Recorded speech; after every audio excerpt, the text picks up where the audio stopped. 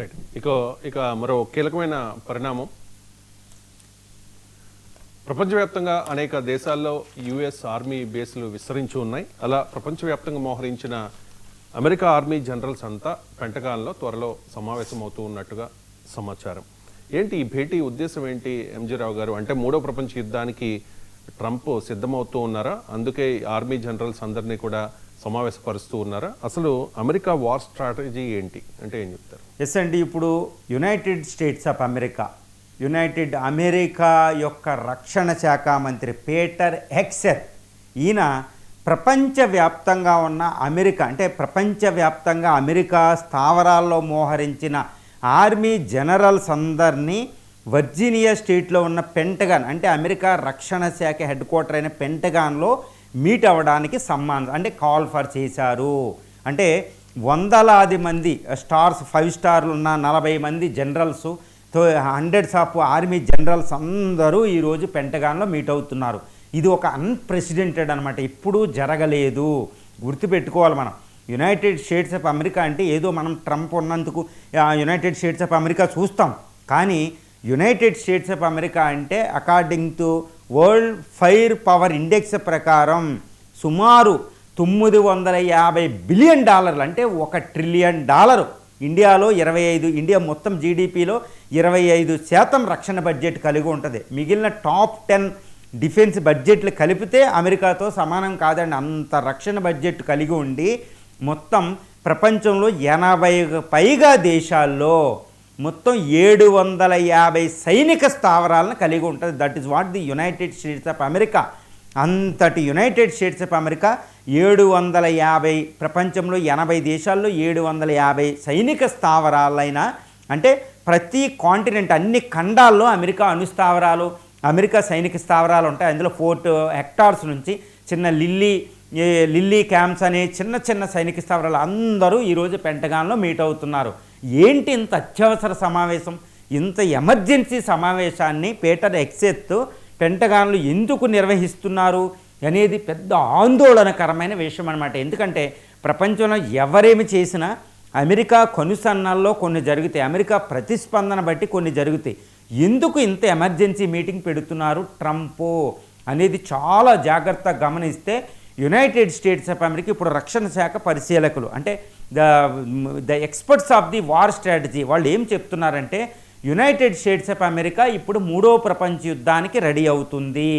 మూడవ ప్రపంచ యుద్ధం అనేది ప్రపంచంలో అనివార్యం, ఇట్స్ ఏ ఇన్నవైటబుల్ అని రష్యా, అప్పుడు అమెరికా అధ్యక్షుడు ట్రంప్ బిలీవ్ చేయడం వల్ల ఈ మీటింగ్ పెడుతున్నాడు. అంటే అమెరికా 750 సైనిక స్థావరాలు, ప్రపంచవ్యాప్తంగా ఈ భూమి మీద ఉన్న సైనిక స్థావరాలన్నిటినీ అలర్ట్ చేస్తున్నాడు ట్రంప్. ఎందుకంటే ఏ క్షణంలోనైనా మూడో ప్రపంచ యుద్ధం వస్తుంది అని అమెరికా బిలీవ్ చేస్తూ ఈ మీటింగ్ పెడుతుంది, వాళ్ళు అలర్ట్ చేస్తున్నారని తెలుస్తుందండి.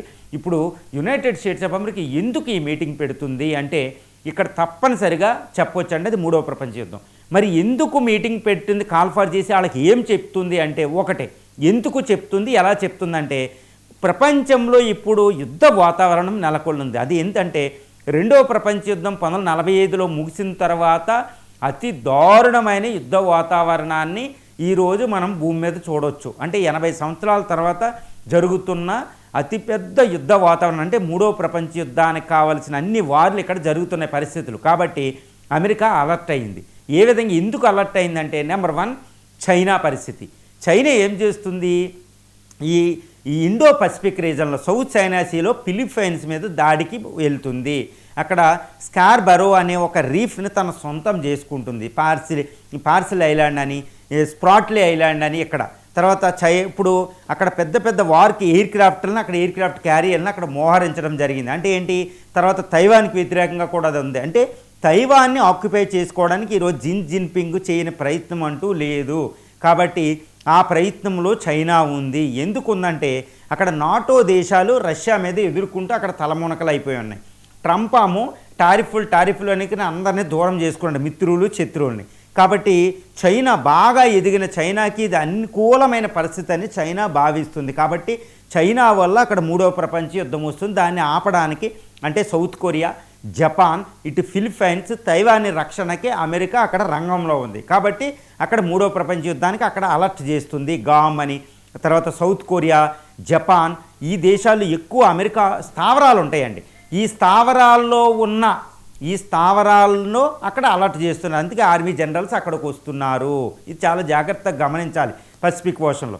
ఇది ఒక కారణమైతే, ఇక రెండో కారణం, అతిపెద్ద కారణం కూడా పుతిన్.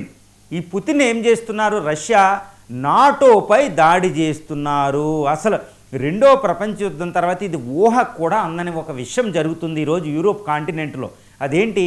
పుతిన్ ఇప్పటివరకు గత 3 సంవత్సరాల 7 నెలలు, అంటే 2022 ఫిబ్రవరి నుండి ఉక్రెయిన్ మీద ఏకదాటిగా యుద్ధం చేస్తూ ఉంటే, ఈరోజు ఉక్రెయిన్తో యుద్ధం చేస్తూనే మిగిలిన సరిహద్దు దేశాలైన, అంటే బెలారస్కి, ఇటు పోలాండు, తర్వాత ఎస్తోనియా, లాత్వియా, లిథుయేనియా, తర్వాత స్కాండినేవియన్ కంట్రీస్ అంటే నార్వే, స్వీడన్, ఫిన్లాండ్లు, ఈ మాల్డోవా, ఈ కంట్రీస్ మీద ఎయిర్ స్పేస్ ఉల్లంఘించాడు ఆయన.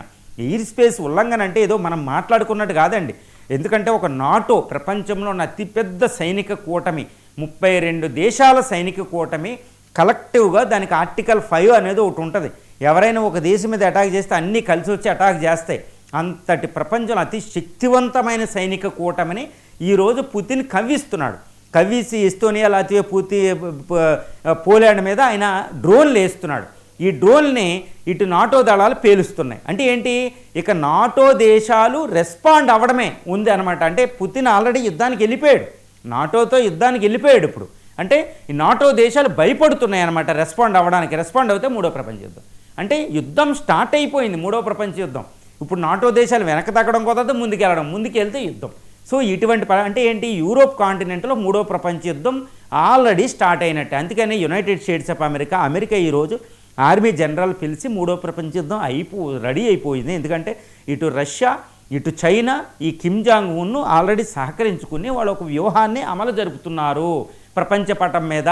ఇటు చైనా వెళ్ళి తైవాన్ని ఆక్యుపై చేసుకోవడం, జపాన్, నార్త్ కొరియా వెళ్ళి దక్షిణ కొరియా మీద అటాక్ చేయడం, ఇవి ప్లాన్ వేసుకుని వాళ్ళు చేస్తున్నారు ఈ పసిఫిక్ మహాసముద్రంలో. కాబట్టి సౌత్ చైనా సీని మొత్తం చైనా అదుపులో తీసుకుంటుంది. కాబట్టి ఈ జపాన్, తైవాన్, ఉత్తర కొరియా అంటే సౌత్ కొరియా రక్షణకి అక్కడ అమెరికా రంగంలో దిగాలి. అలా దిగితే మూడో ప్రపంచ యుద్ధం. ఇటు యూరోప్ రక్షణ కోసం వెళ్తే ఎస్తోనియా, లాత్వియా, పోలాండ్ రక్షణ కోసం అమెరికా వెళ్ళాలి, నాటోలో భాగం కాబట్టి. అలా వెళ్ళినా రష్యాతో యుద్ధం వస్తుంది. అంటే ఇటు రష్యా, చైనా, నార్త్ కొరియా ఒక పక్కన ఉంటే, ఇటు నాటో దేశాలు అమెరికా ఆధ్వర్యంలో ఒక పక్షాన ఉంటాయి. ఈ గల్ఫ్లో చూస్తే ఇజ్రాయెల్, ఇరాన్ వారు, మిగిలిన ఇజ్రాయెల్ వారు అక్కడ యుద్ధం ఉంది, అక్కడ ఒకటి ఉంది. ఇటు వెనిజులాతో ఒక యుద్ధం మోహరించింది. ఆఫ్రికాలో సివిల్ వార్స్ ఉన్నాయి. కాబట్టి ప్రపంచం అంతా యుద్ధ వాతావరణం అంతా ఒక్కసారి ఇలా అనితే మూడో ప్రపంచ యుద్ధం. కాబట్టి ఇక అమెరికా మొత్తం 80 దేశాల్లో తన సైనిక స్థావరాలు ఉన్న 750 సైనిక స్థావరాల్లో ఉన్న ఆర్మీని 13,000 యుద్ధ విమానాలని గుర్తుపెట్టుకోవాలండి. ఇక్కడ చైనా ఇప్పుడు రష్యాకి 4,500 యుద్ధ విమానాలు, ఇటు చైనాకు ఒక 4,000 యుద్ధ విమానాలు, అంతే 8,500 యుద్ధ విమానాలు ఇటు రష్యా, చైనాలు కలిస్తే. కానీ యునైటెడ్ స్టేట్స్ ఆఫ్ అమెరికాకి 13,000 నుంచి 14,000 యుద్ధ విమానాలు కలిగి ప్రపంచంలో అతిపెద్ద ఎయిర్ ఫోర్స్ ఉంటుంది, గుర్తుపెట్టుకోవాలి. అందులో B-2, B-1 స్పిరిట్ లాంటి బాంబర్స్తో కలిగి ఎంతో సైనిక పాఠంలో తిరుగులేని శక్తి యునైటెడ్ స్టేట్స్ ఆఫ్ అమెరికా. అది కూడా ఒక $950 బిలియన్ రక్షణ బడ్జెట్ అండి. ఇప్పుడు రష్యా $80 బిలియన్, ఇటు చైనా $266 బిలియన్. కానీ అణ్వాయుధాల శక్తులు ఇటు రష్యా, చైనాలతో అది కూడా సమానంగా ఉంటుంది. 5,000 అణ్వాయుధాలు కలిగి ఆ అణ్వాయుధాలు ప్రయోగించడానికి మైన్యూట్ మ్యాన్ లాంటి, ఇప్పుడు మనకు కనపడే స్క్రీన్లో కనపడే మైన్యూట్ మ్యాన్ అనే ఒక పెద్ద మిసైల్ ఉంటుందండి, ఇంటర్ కాంటినెంటల్ బాలిస్టిక్ మిసైల్. అది రష్యా యొక్క మిసైల్తో సమానమైన స్థాయిలో ఉంటుంది ఈ క్రూయిజ్. ఇది కాకుండా ప్రపంచంలో అతి శక్తివంతమైన నేవీ అమెరికా దగ్గర ఉంది. దాంట్లో 11 ఎయిర్ క్రాఫ్ట్ క్యారియర్లు ఉంటాయండి. అవి మామూలు కాదండి, ఈ మూవింగ్ సిటీస్ అంటారు. అందులో వందలాది అణ్వాయుధాలు కలిగి ఉంటాయి.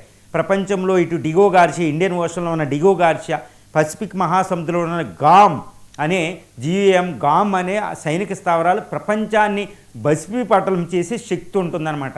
అంతటి సైనిక శక్తిని 13,000 యుద్ధ విమానాలని, 5,000 అణ్వాయుధాలని, మొత్తం అణుస్థావరాలన్నిటినీ ప్రపంచంలో ఈరోజు అలర్ట్ పెట్టింది అమెరికా. అది ట్రంప్ ప్లాన్. ఏదో మనకి ట్రంప్ పైన పిచ్చి పిచ్చిగా మాట్లాడినట్టు ఇక్కడ ఉండదండి.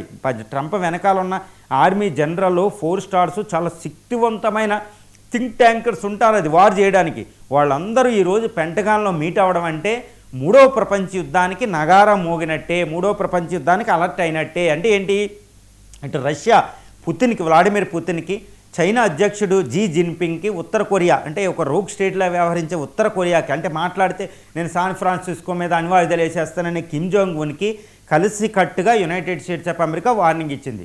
సో యుఎస్ ఏమంటుందంటే మేము రెడీ అయ్యాం మూడో ప్రపంచ యుద్ధానికి, మీరు వస్తానంటే మేము మూడో ప్రపంచ యుద్ధం మేము చేయడానికి మేమంతా సిద్ధపడ్డా, నేను భయపడే ప్రసక్తి లేదని ప్రపంచంలో అతి శక్తివంతమైన నెంబర్ 1 ర్యాంక్ కలిగి ఉన్న, అంటే వరల్డ్ సిప్రీ రిపోర్ట్ల ప్రకారం, అదేవిధంగా వరల్డ్ ఫైర్ పవర్ ఇండెక్స్ ప్రకారం నెంబర్ 1 ప్లేస్లో ఉండి చాలా అసలు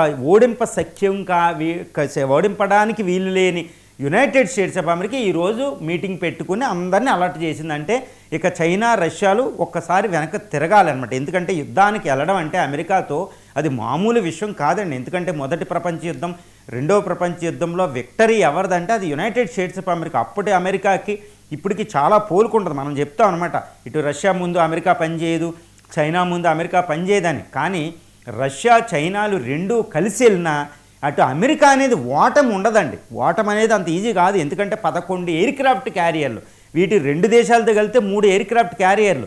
కానీ రష్యా దగ్గర ఉన్న డెడ్ హ్యాండ్ అనేది అది పవర్ఫుల్లే. కానీ ఇది అణుయుద్ధానికి దారితీసి ప్రపంచంలో 2 నాశనం అవుతాయి. అదే మ్యాడ్ అంటారు, ఒకదానికొకటి ఓడింప చేసుకోవడం కాదు, 2 కలిసి ఓడిపోవడం. అదే mutually assured destruction mad concept అంటారు. అంతేగాని ఇటు రష్యా చైనాలు గెలవడం కానీ అమెరికా గెలవడం కానీ జరగదు. అందుకే మూడో ప్రపంచ యుద్ధం మొదలు పెట్టేటప్పుడు వాళ్ళు ఆలోచిస్తున్నారు. ఎందుకంటే ఎవరు మొదలు పెడితే వాళ్ళు ముందు పోతారండి. ఎందుకంటే వాళ్ళు అణ్వాయుధాలు వేస్తారు, వీళ్ళు అణ్వాయుధాలు. కాబట్టి ఇటు చైనా పుతిన్లు, అటు అమెరికా అణ్వాయుధాలు లేని యుద్ధం చేస్తేనే ఇటు గెలుపు ఓటములు ఉంటాయి. కానీ అణ్వాయుధాలు వేయకుండా యుద్ధం అనేది మూడో ప్రపంచ యుద్ధం జరగదు. అది ఐన్స్టీన్ చెప్తారు ఒక సందర్భంలో, ఆయన ఒక కొటేషన్ చెప్తారన్నమాట, ఆల్బర్ట్ ఐన్స్టీన్. ఏమనంటే మూడో ప్రపంచ యుద్ధం తర్వాత మానవులు కర్రలతోనూ రాళ్ళతోనూ కొట్టుకుంటారు. ఎందుకంటే ఆయన అన్నది అర్థం ఏంటంటే మూడో ప్రపంచ యుద్ధం అనేది అణుయుద్ధమే. అందులో మ్యూచువల్ అష్యూర్డ్ డిస్ట్రక్షను, అణు శీతాకాలం, అణు వేసవి కాలాలు ఉంటాయి. కాబట్టి ప్రపంచంలో మానవాళి అనేది బతకదు. మానవ సంస్కృతి నాశనం అయిపోతుంది. ఒకవేళ ఎవడన్నా బతుకుంటే మళ్ళీ ఆదిమ సమాజంలో రాళ్ళు కర్రలే మిగిలితే వాటితోనే కొట్టుకోవాలి, ఇంకా ఆయుధాలు కూడా ఉండవు. అంటే ప్రపంచ మానవ సంస్కృతి నాశనం అవుతుంది ఈ మూడో ప్రపంచ యుద్ధం తర్వాత అనేది చెప్పిందే ఐన్స్టీన్ యొక్క సారాంశం. కాబట్టి ఈ మూడో ప్రపంచ యుద్ధం జరిగితే ఇక మొత్తం సర్వనాశనం, ఇట్స్ ఎ డూమ్స్ డే. అది మొత్తం భూమి మీద మన మార్స్ అంటే అంగారక గ్రహంలాగా మారిపోద్ది అనమాట భూమి. అక్కడ మానవాళ్ళు ఉండదని ఇక్కడ అలాగా. కాబట్టి ఇలాంటి యుద్ధం మొదలెట్టడం అంటే అంత ఈజీ కాదు. మరి ట్రంప్ ఇంకా మూడో ప్రపంచ యుద్ధానికి ప్రిపేర్ అవుతున్నాడని ఆయన పెంటగాన్లో పెట్టిన ఎమర్జెన్సీ ఆర్మీ జనరల్ మీటింగ్కి ఈరోజు ప్రపంచం అంతా దృష్టి ఉంది. It's a very serious issue అండి. అంటే మూడో ప్రపంచ యుద్ధం రాకూడదని 1945 తర్వాత ఐక్యరాజ్య సమితి ఇవన్నీ ఉన్నాయి, సిస్టమ్స్ అన్నీ ఫెయిల్ అయిపోయినాయి, ఎవరికి వాళ్ళే వెళ్ళిపోతున్నారు. అంటే దీన్ని వార్ మోంగరింగ్ అని తగ్గించడం ఎవరు అంటే ఇటు రష్యా గెలుస్తుందా, చైనా రష్యాలు గెలుస్తాయా, అమెరికా గెలుస్తుందా, ఎవరు గెలుస్తారనేది క్వశ్చన్ కాదు. మానవాళి ఓడిపోయినట్టు మూడో ప్రపంచ యుద్ధం తర్వాత, మానవ సంస్కృతి ఓడిపోయినట్టు. 4.5 బిలియన్ ఇయర్స్ పాటు ఈ ప్రకృతి చక్కగా తయారు చేసిన మొత్తం ఈ ప్రకృతిలో ఉన్న మానవులు మొత్తం ఈ జీవరాశి అంతం అనేది ఈరోజు మానవుడు తయారు చేసిన అణ్వాయుధాల్లో ఉన్నాయి. కాబట్టి అది అణ్వాయుధాలు ఉపయోగిస్తే ఎలా ఉంటుందని ఒకసారి ఆలోచించకుండా మూడో ప్రపంచ యుద్ధానికి వెళ్ళకూడదు అనేది నిపుణుల సారాంశం. మనం ఏదో యుద్ధం జరిగితే ఏదో సరదా ఉండేది కాదండి, ఇది అణ్వాయుధం, అల్టిమేట్ వెపన్స్ యూజ్ చేయబోతున్నారు.